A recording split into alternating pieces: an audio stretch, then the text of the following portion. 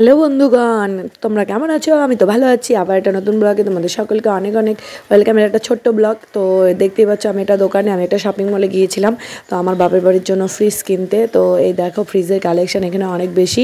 তো এটা ছিল আমাদের কাছে যে সিটি আলিপুরদুয়ার, তো আলিপুরদুয়ারে গিয়েছিলাম। তো যেহেতু আমার দিনের বেলা সময় হয় না তাই রাতে করেই গিয়েছিলাম। আর এই দেখো ফ্রিজের দোকানটা এত বড় আমি তো মানে অবাক হয়ে গেছিলাম। মানে এটা একটা শপিং মল, যেটা হলো নতুন খুলেছে কসলা, নাম হচ্ছে কসলা বড় চৌপতির ওখানে। তো তোমরা যেতে পারো, খুব ভালো দোকানটা। আর এত মানে আইটেম তোমাদের আর কি বলি, এত সুন্দর।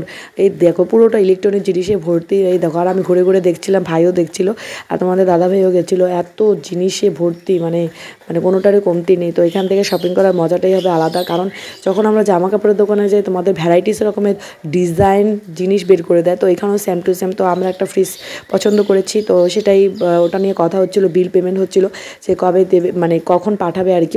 ওরা বলছিল যে গাড়িটা ওখানে নেই, গাড়িটা চলে গেছে। তো গোডাউনটা আবার আমাদের বাড়ি থেকে 5 মিনিটের রাস্তা, আর দোকানটা হচ্ছে আমাদের বাড়ি থেকে 20-25 মিনিট লাগে আর কি। তো দেখো প্রচুর লোক এসেছে, আর সবসময় এই জায়গাটা নাকি জমজমাট থাকে, আর পুরোটাই এসি। মানে এত গরমের মধ্যে ঢুকে তো দারুণ লাগছিল। আর ওই টিভিগুলো দেখতে পাচ্ছ, ভাই একটা টিভি পছন্দ করেছে, দাম হচ্ছে 1 লাখ। তো যাই হোক, নেওয়ার সৌভাগ্য হবে কিনা জানি না। আর এই দেখো দোকানটা কসলা শপিং মল। এই দেখো ভাইও গাড়িটা এখন বের করছে। তো এই মিনি ব্লগটা কেমন লাগলো অবশ্যই জানাবে। Bye bye, tata.